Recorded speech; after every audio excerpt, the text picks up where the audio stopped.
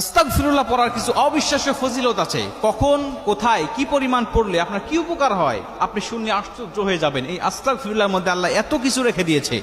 আমরা অনেকেই আস্তাগফিরুল্লাহর আমলটা করি, অনেকেই করি না। অনেকেই আস্তাগফিরুল্লাহর আমল করলে হাতে নাতে কিন্তু প্রমাণ পেয়েছেন। অনেক ভাইরা ফোন দিয়ে বলে, হুজুর আস্তাগফিরুল্লাহর যে এত পাওয়ার, এত ক্ষমতা, এত কার্যকারিতা আগে জানতাম না। আমি বলছি আপনাকে, আপনি আমলটা শুরু করেন, আজকের থেকে শুরু করেন। 1 মাস 15 দিন করেন, দেখেন আপনার ফলাফল আপনি নিজেই দেখতে পারবেন ইনশাআল্লাহ।